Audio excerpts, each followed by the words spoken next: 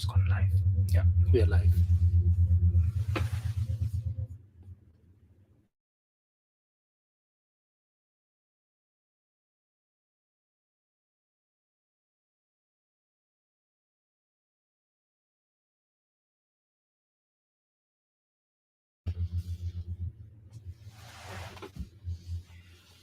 A lovely good evening and welcome to the big hour on KBN TV, the finest television. I'm your host, Tapelo. Joe Smarter is my name. Tonight, we host a prominent lawyer and a man who strikes me as fascinating, and he is fascinated about law, politics, and theology. And I'm talking about Dr. Elias Munshya. Good to see you, Doctor, and welcome to Zambia and welcome to KBN. Thank you. Thank you very much, Tapelo. Much appreciated. I look forward to today's program. Okay, awesome. Now, Doc, let's get into it. First of all, you made a statement that turned the whole social media community talking when the new Dawn government was ushered into office. You said, uh, aba aba wina my elections no kuteka ewa kuteka. For those who do not understand Bemba or are learning Bemba, what did you really mean with this particular sentence? About in my elections, ever take a chalo. What I meant there was we were getting a lot of confusing messages, particularly from the former ruling party. That was by all means did not accept defeat. They were not gracious in defeat. And so they kept sending all these very offensive messages to our people. And so we wanted to make it very clear to all Zambians that we did have an election and we did have a winner of that election. And so the political party that wins an election, it is the one that has been granted the mandate to govern the nation. But we also wanted to encourage the UPND as a party to realize that you are the ones in power, govern this nation. Okay.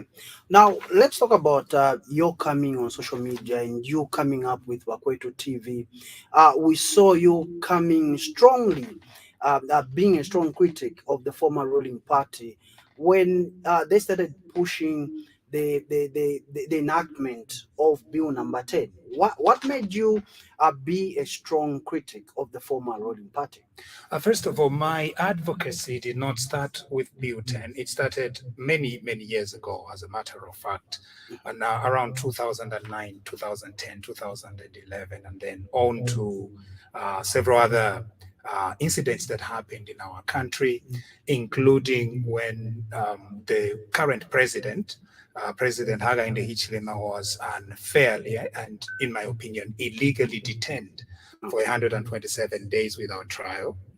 Um, uh, he was accused of committing treason, and so we were part of those that were advocating for the rule of law and saying there was no treason for that kind of an offense. And so feeding into that was this issue of Bill 10. And I felt like our country needed us. Not that we needed the country, but that our country needed us. We owed our country a response. We owed our country this duty to come and help it, assist it, at a time when it was being assaulted by forces that wanted to destroy it. And unfortunately, the Patriotic Front, as a political party, it was such an organization that was hell bent on destroying the very democratic fabric of our country. And so I responded together with many other compatriots of our country in order to stop, educate our people, and to stop the enactment of Bill number 10. Okay. Now, moving forward, yes, you are a critic of the former ruling party, but you had friends, you had family members in the ruling Patriotic Front, and you were in Canada, they were here in Zambia. Were you not afraid that something might happen to your loved ones? A fear shall always be there, but there comes a time at which we've got to do what we have to do for our country, in spite of the fears that we have. There are so many people throughout the history of this country who sacrificed themselves sacrificed their families for the good of this nation.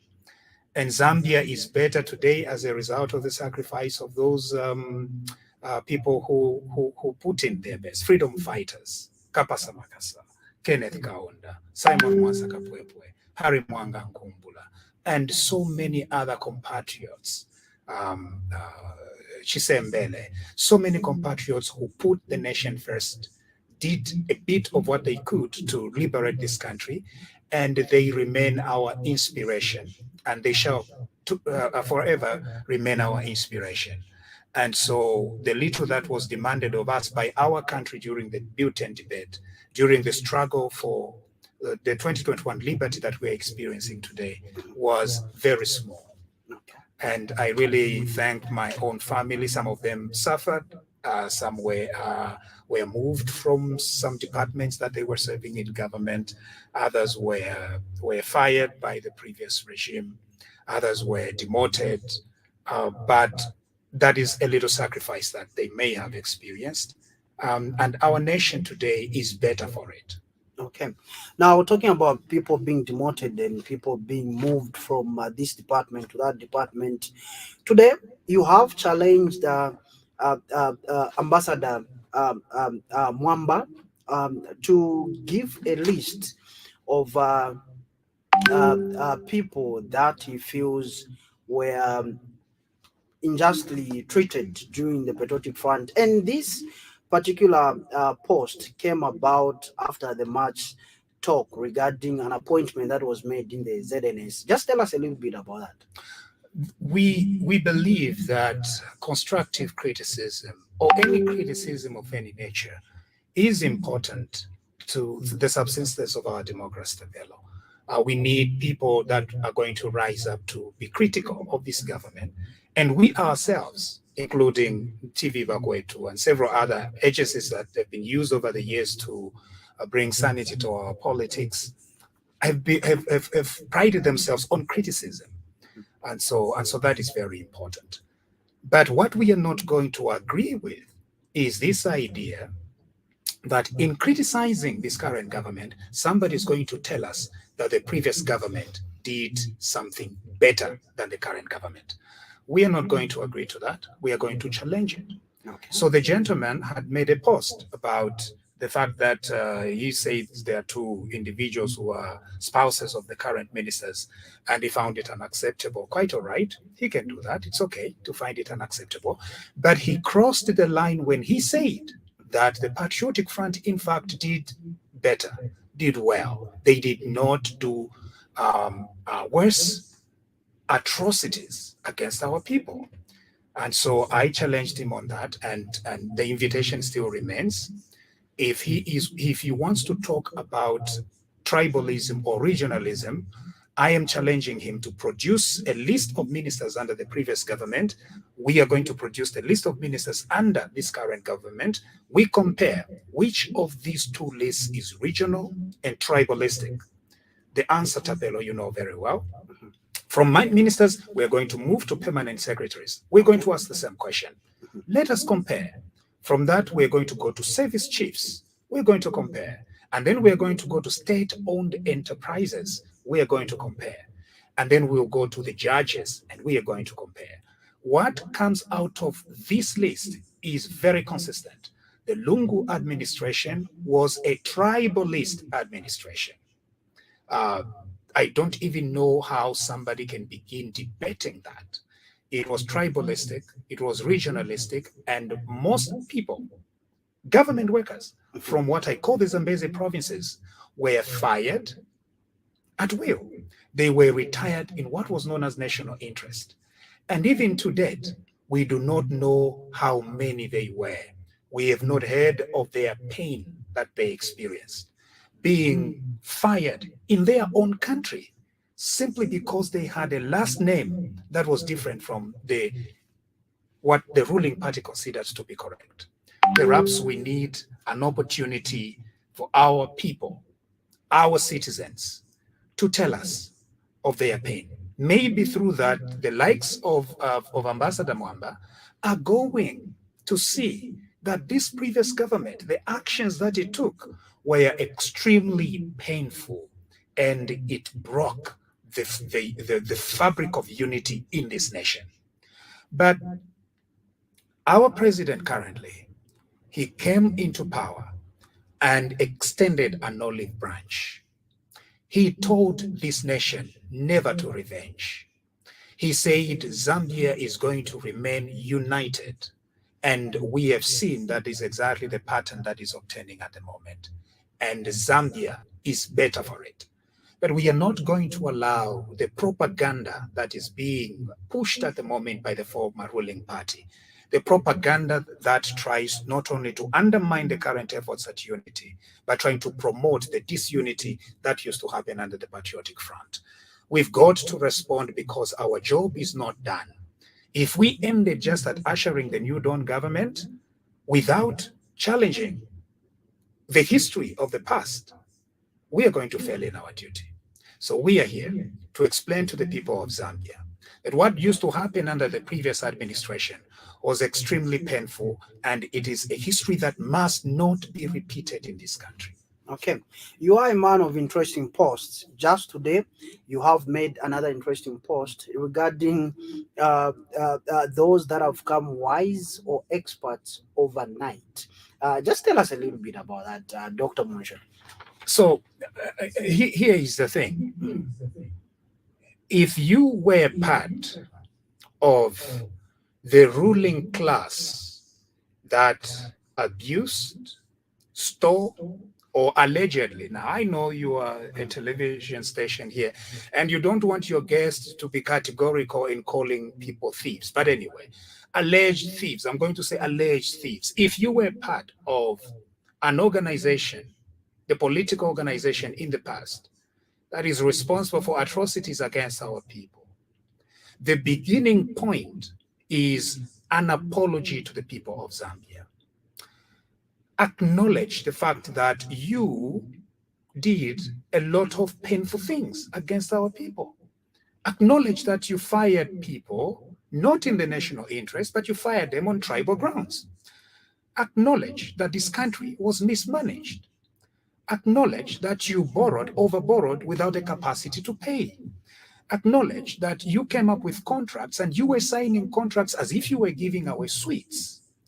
Acknowledge that you decided to arm the police with live ammunition that they were using against peaceful protesters in our country, resulting in the deaths of at least 2 gentlemen very close to Christmas in 2020. When you acknowledge the kind of pain that your political organization inflicted on our people, the people of Zambia are willing to listen to your criticism of the current regime. Without you coming to say sorry, without you acknowledging the pain that your political organization took the Zambians through, we are not going to listen. And so we are telling you, take that wisdom and tell the leader of that political organization that is responsible for the kind of atrocities that this country faced. Go and tell that leader. And that's why we say it, Kamwebe.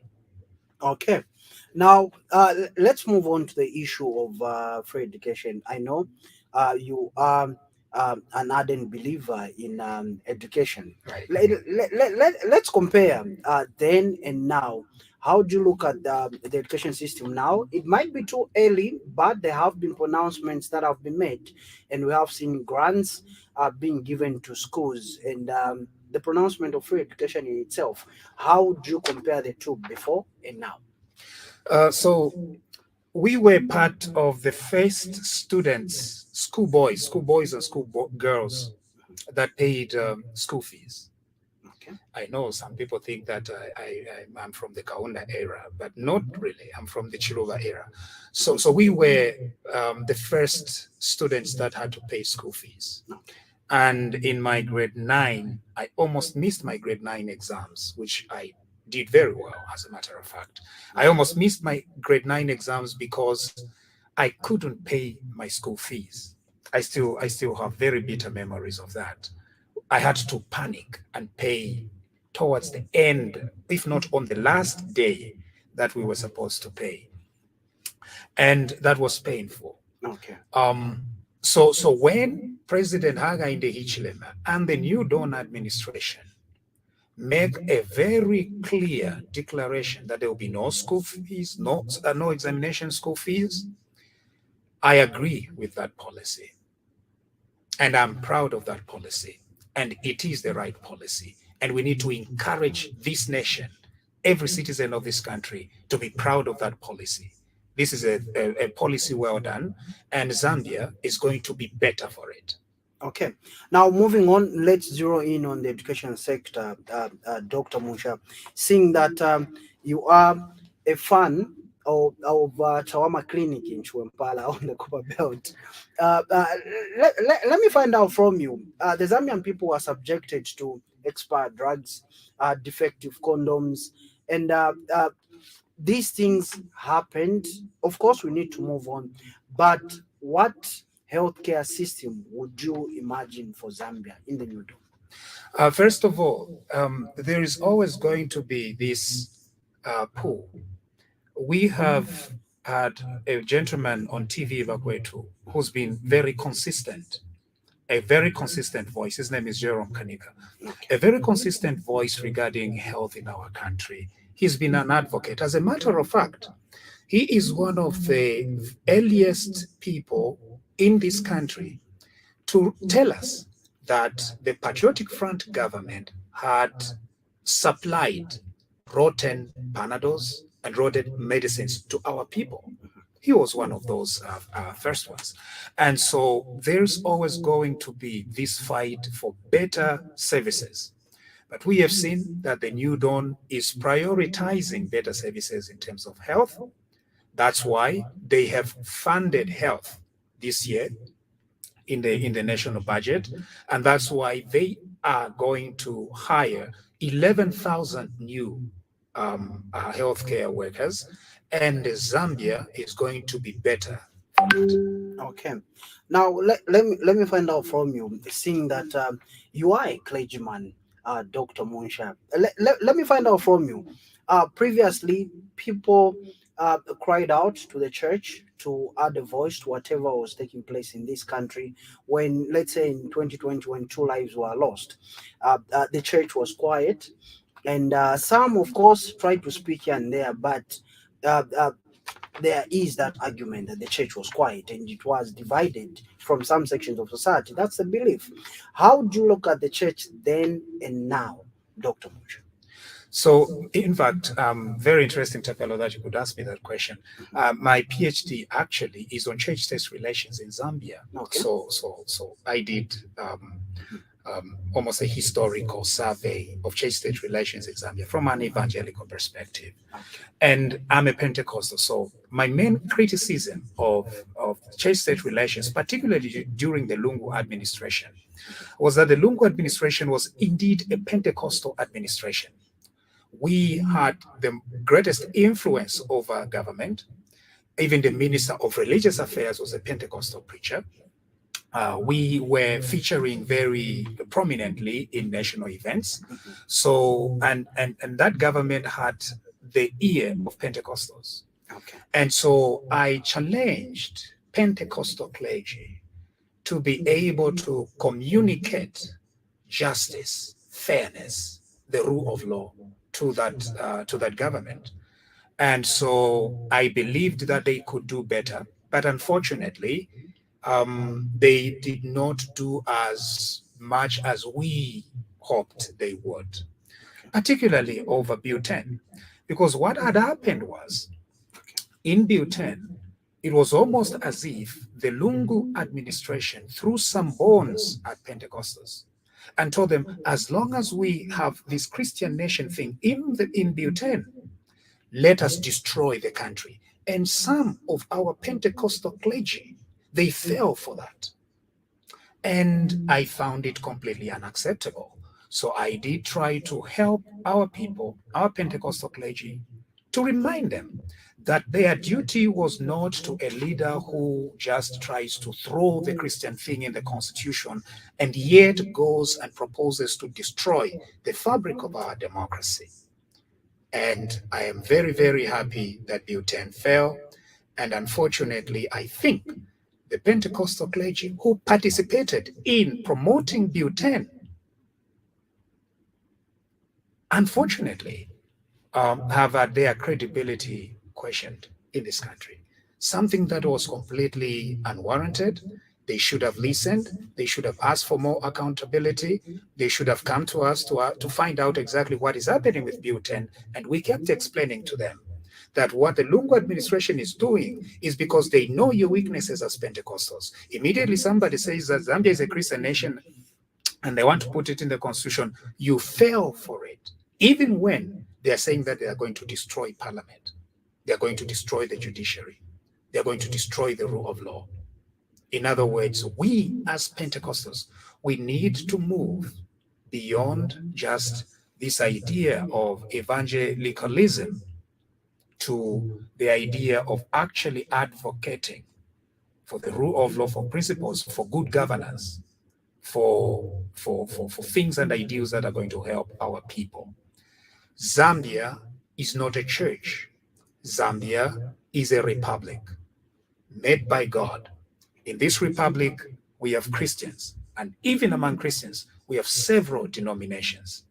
The best thing that this nation can do, that this government can do, is to respect each denomination, each church, each religion, because that is what makes Zambia.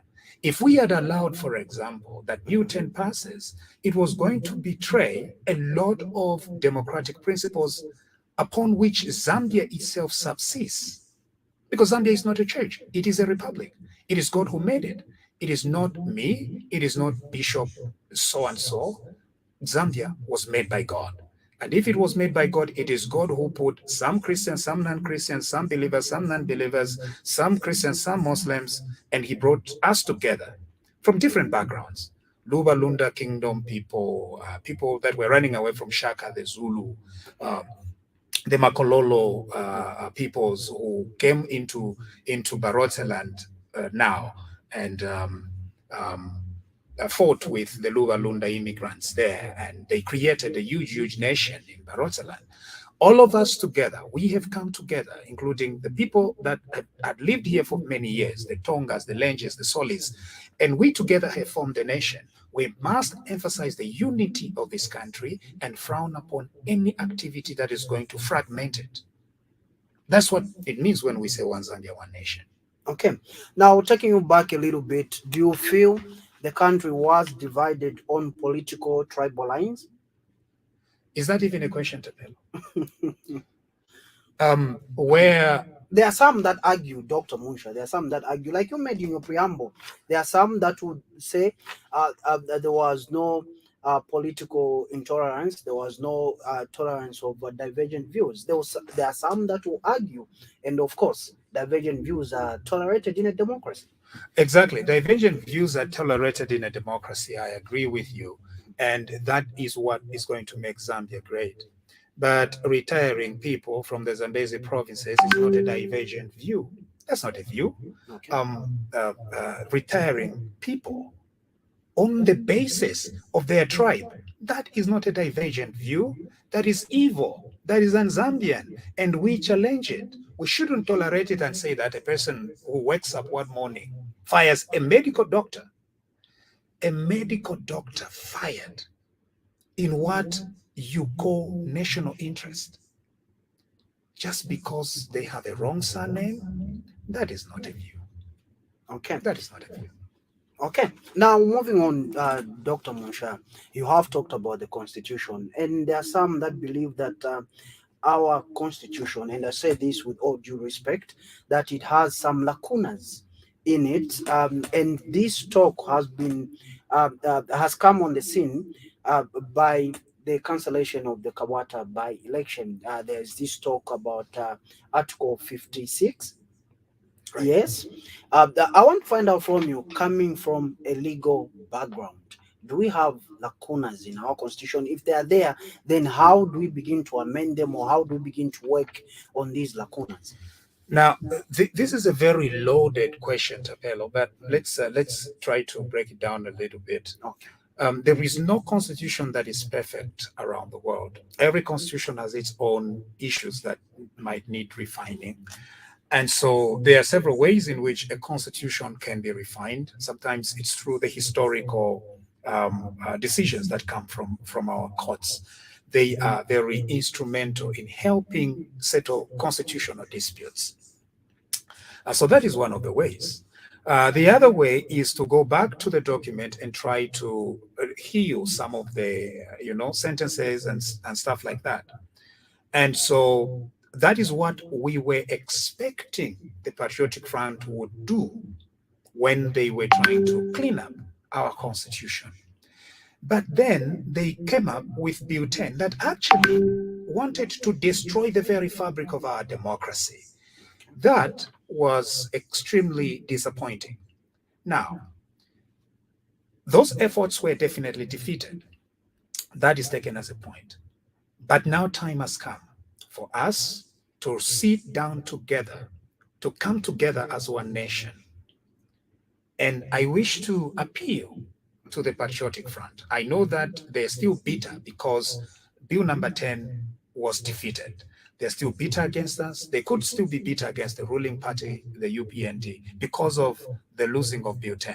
But let them set the bitterness aside and let them come together with the ruling party in order to heal some of the skirmishes in our constitution. We are there to provide the help that we can if we are invited to such a dialogue. We need to clean up some things. One of the sections that you have mentioned here, so some of the articles, is like what happened in Kabwata, where I mentioned that this was a Kandemba party somewhere and I was stopped. So I hope, Tapelo, you let me. Okay. So this is a political party that suddenly has a candidate, and that candidate resigns. And when they resign, they completely undermine the entire process for a by-election. We need to cure that. There are several other elements that we need to cure. For example, when we have a change of government, according to the current constitution, the Attorney General and the Solicitor General, they cease at the moment that a new president is sworn in. We need to amend that so that at least the new president can either appoint a substantive Attorney General immediately, or if not, the previous Attorney General can still continue carrying out their jobs. So that's one of the areas that need reform. We may also need some reforms regarding constituencies. We may also need some clarification about the Grade 12 issue. I know that the Constitutional Court tried to clarify it, but they confused matters further. So we need a little bit clarity there. And so there are so many areas that require attention. And I am hoping that Honorable Haimbe and the New Dawn government have prioritized constitutional review, and very soon, like Honorable Honorable Haimbe has announced, there's going to be efforts tabled at reforming our constitution. I hope we are available to help support those efforts, and the former ruling party will also be available, because we need 2/3 of consensus in our parliament for any of these efforts to actually go through. Okay. Now, Dr. Munshya, let me bring you to the fight against corruption in the New Dawn. Some sections of society have stated that this fight is being targeted at 2 regions for starters. Right. Then they are saying it is a political witch hunt for those officials that were in the previous regime. From your perspective, what is your view? My view is that people in the previous regimes are alleged to have stolen. As a matter of fact, there is a clear evidence, and currently the law enforcement agents are pursuing some operatives of the previous administration who are alleged to have stolen. The best thing that they can do is to humble themselves. In fact, Her Honor the Vice President did mention very early on in this administration, they extended what is known as an amnesty. Of course, it's not really an amnesty, but they said this government prioritized a section under the Anti-Corruption Act that says, if you have stolen money, stolen property, if you have stolen or acquired property using stolen funds, you can go to the Anti-Corruption Commission and tell them, look, I'm a human being, I made a huge mistake, nadiba. and because naliiba ndefaayo okuweesha efyo naayibire. That's what the vice president said. But the leaders of the former ruling party who were suspected, reasonably suspected to have stolen, they started laughing at the New Dawn government. Okay. Now, the long arm of the law is finally catching up with them. And so when they are being pursued, they think that it is persecution. No, it is a prosecution, and time has come for them to account for the stolen loot that they have. Some of them used proxies. They used other people to hide their loot, to conceal their loot. Time has come, and I can wish the law enforcement agencies all the best as they pursue these thieves. Now, some of these thieves are saying that they are being persecuted because of their tribe. I am Ushi. I come from Milenge, Chief Sokontwe. Bemba speaking as Commonwealth, as you can say it. Any person who stole against our people, stole money that belongs to our people, they never stole it in the name of our people. They were selfish individuals, and when the time comes for them to dance, they better prepare their ways to dance to the tune of law enforcement that is coming very closely to get them. Okay. Now, Dr. Munshya, there is a section of society that believes that this fight against corruption in the New Dawn is taking a whole lot of time. People have got time. I've seen reports. In fact, I know you are privy to this information. People are saying these particular individuals that are suspected to have acquired wealth through corrupt means are now having time to hide, to destroy evidence, and the like. You know what's out there. How is the fight against corruption? Is it moving at a snail's pace? In order for you to fight corruption, you need strong institutions. Because it is not just about pursuing the people who stole, Tapelo, Okay. but it is also about making sure that you do a thorough job. Because under the criminal process, if you make a mistake, these thieves are going to walk. Judges are going to say, we can't convict these people because there is no evidence. And that's why, from the way I see, again, I don't speak for the government, and neither do I speak for the ruling party. But using my own independent eyes, what I have seen is that there's been a lot of investment into law enforcement agents. We understand that they have received reinforcement from various security wings. There's been a lot of training that has gone in, a lot of new resources, including computers. So with all these resources that came from the 2022 budget, I think law enforcement now is very much better equipped to deal with this. And they are on top of it. They will recover the money. They will hold these thieves to account. And the only thing that we can do here is to pray for law enforcement, because we are a Christian nation. So we need to pray for our police, SEC, and DEC so that they do a good job. One good gentleman, stood up right on national television and said that alaya mukupando bwanga. When you hear those things, it means then that our law enforcement are facing a lot of danger, even if maybe but the very fear might be problematic to the fight against corruption. And so we are seeing good progress. We may think that it is slow, but we need a methodical approach, and these thieves are going to be caught in no time. Okay. Now, Dr. Munshya, you were in Canada, and when you started your advocacy, most people would have said, I'm in Canada, I don't care whatever happens in Zambia, in Africa. Let me just keep to myself. But let me find out, and for the sake of my viewers out there, Right. what led you to advocate and to speak for the many Zambians? Because I believe you are one of those voices that spoke so strongly about the injustices that were happening in Zambia. So I spoke out because of history. Okay. This nation is built on the sacrifice of people who did not look to self, but they looked to the good of the country. It would have been a betrayal of freedom fighters if we remained quiet about the injustices that were happening.